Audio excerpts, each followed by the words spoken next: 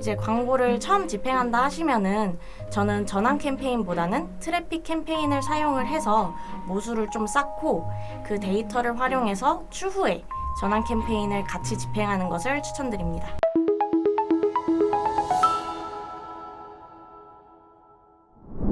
안녕하세요. AMPM 글로벌 광고기획 1본부 1팀 홍예림 대리입니다. 오늘은 간단하게 인스타그램 광고 세팅 방법에 대해서 말씀드리겠습니다.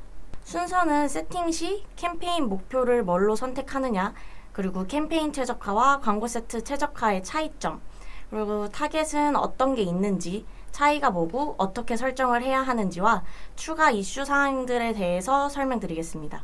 먼저 자사의 KPI를 정해주셔야 합니다.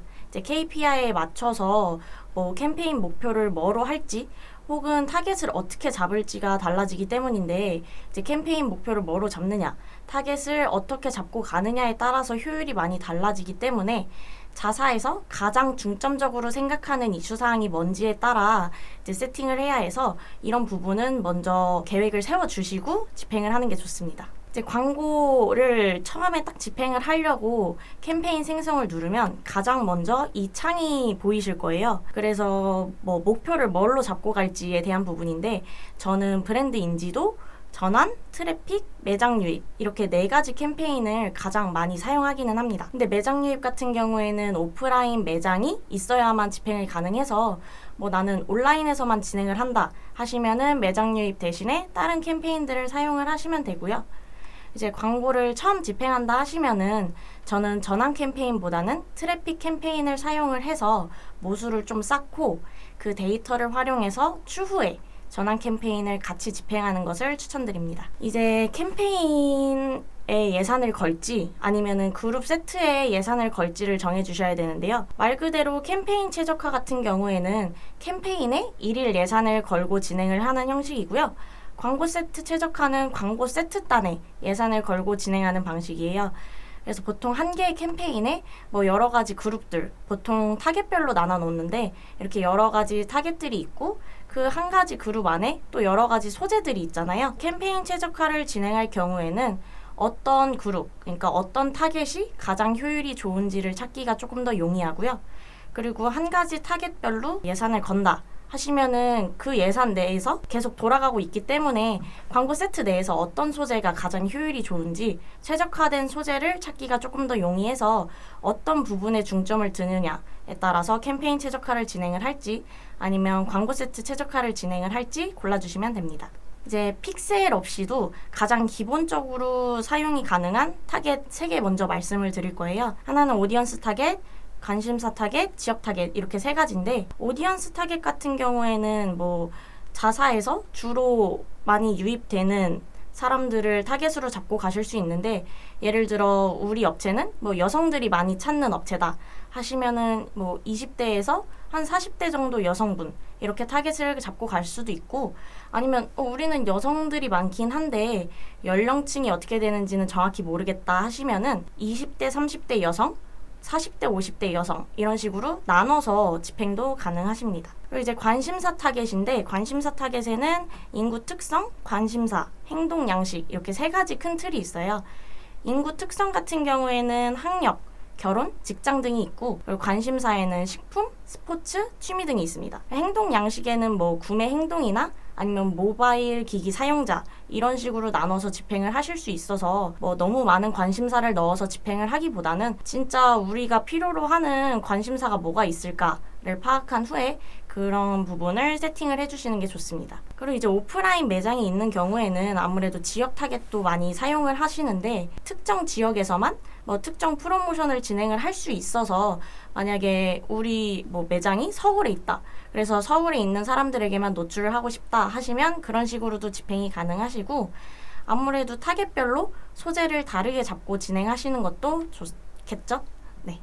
이제는 리타겟과 유사 타겟을 위해서 타겟을 생성하는 방법을 간단하게 설명드릴 거예요. 여기 보시면은 타겟에 새 타겟 만들기 쪽에 보시면은 새로 만들기 누르면 유사 타겟과 맞춤 타겟 이렇게 두 가지가 뜨는데, 처음에는 맞춤 타겟을 먼저 만들 거예요. 그래서 맞춤 타겟을 누르면 여러 가지 소스가 뜨긴 하는데, 이 중에서 가장 기본적으로 보통 웹사이트를 많이 고르시거든요. 그래서 웹사이트 눌러주시면 이제 이벤트가 방문자도 있고 아니면 구매도 있고 장바구니 회원가입 이런 식으로 여러 가지가 있어요. 이 중에서 내가 원하는 이벤트를 선택해 주시고 날짜도 정할 수 있거든요. 예를 들어 제가 방문에 30일로 했으면은 우리 홈페이지로 30일 내에 방문했던 사람들, 이 타겟이 되는 거죠. 그래서 타겟 이름은 본인이 보기 편하게 방문자 30일 이런 식으로 설정을 해주시면 되고요. 이렇게 만들고 나서 유사 타겟은 그 맞춤 타겟을 활용해서 만들게 될 건데, 보통 이게 딱 정해져 있는 건 아니지만 저는 1%에서 최대 3%까지 하는 게 좋다라고 말씀을 드리긴 해요. 왜냐하면 너무 큰 범위로 넘어가다 보면 정말 우리가 생각했던 것과 전혀 연관이 없는 사람들에게도 노출이 되기 때문에 거의 논타겟이랑 다를 바가 없다고 생각을 해서, 그래서 좀 적은 폭의 퍼센테이지로 갖고 가는 것을 저는 추천드립니다. 이렇게 진행을 하게 되면 리타겟과 유사 타겟을 설정하실 수 있는데, 여기 있는 건 그냥 예시라서 꼭 이렇게 해야 한다는 아니니까 그냥 이런 식으로 설정이 된다로만 봐주시면 되고요. 보통 리타겟을 진행을 하게 되면은 이게 저관여 제품인지 고관여 제품인지에 따라서도 조금씩 나뉘게 되거든요. 예를 들어서 방문을 했던 사람들이 이탈이 됐으면 또 다음에 방문을 해도 이탈될 확률이 높다라고 생각하시는 분들이 계실 거예요. 그런 분들은 굳이 맞춤 타겟에 방문을 가져가실 필요는 없어요. 그냥 장바구니나 회원가입을 했던 사람들만 가져가고 싶다 하시면은 그렇게만 진행을 하셔도 되고, 그리고 우리 객단가가 좀 낮고 소모형 제품이기 때문에 구매를 했어도 한 열흘 뒤쯤이면 또 살만하다라고 하시면은 여기서 구매 10일 제외 이런 식으로 하셔도 되고, 아니면 구매 5일 제외 이런 식으로 진행을 하셔도 돼요. 근데 만약에 객단가가 높고 오래 사용을 하는 제품이다 하시면은 그냥 구매 100일 제외를 하시던지, 아니면 최고로 설정이 가능한 게 180일이거든요. 그래서 구매 180일 제외 이런 식으로 진행을 해주시면 됩니다. 유사 타겟은 아까 말씀드린 것처럼 좀 낮은 퍼센테이지로 가져가는 것을 저는 추천드려서, 이것도 예산이 좀 충분하다면 조금 더 세분화해서 진행을 하실 수는 있어요.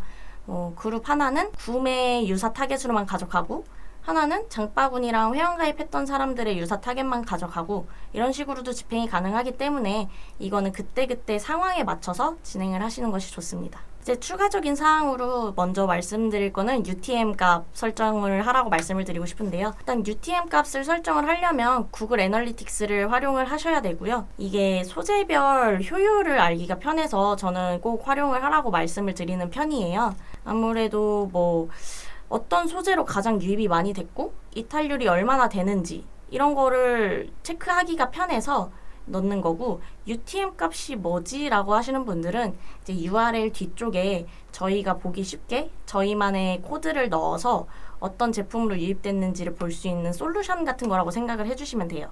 그래서 유입이 굉장히 많은데 이탈도 굉장히 많아요.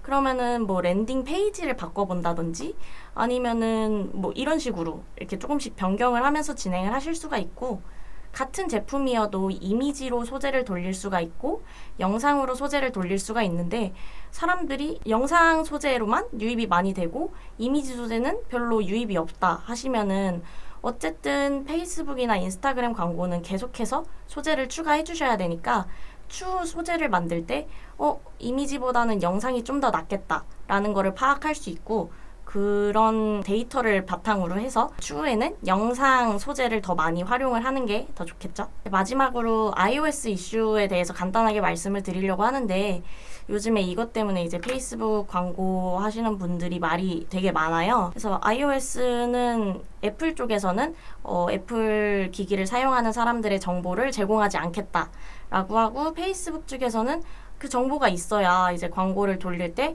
타겟을 잡고 갈 수 있는데 그럼 어떻게 되냐, 약간 이런 식의 갈등이 좀 있어서 가장 타격을 크게 입은 두 가지는 전환값이 제대로 잡히지가 않아요. 그래서 예를 들어 실제로 구매가 20번이 일어났는데 페이스북에서는 10번으로 찍힐 수도 있고, 뭐 이거는 그때그때 조금씩 달라서 정확한 값을 파악하지 못한다는 점.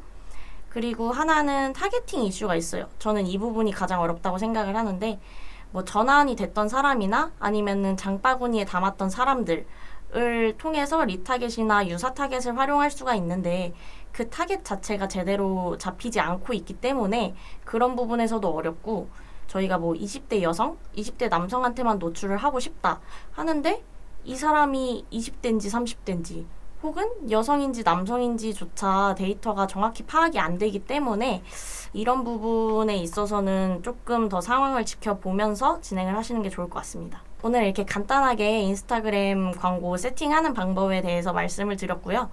아무래도 비용이나 그리고 업종에 따라서 조금씩 변경 사항이 있고, 당연히 그때그때 상황에 맞춰서 변경을 해야 하기 때문에 궁금하신 점이나 아니면 문의 주실 점 있으시면 화면에 있는 이메일하고 내선 번호 통해서 연락 주시면 됩니다. 감사합니다.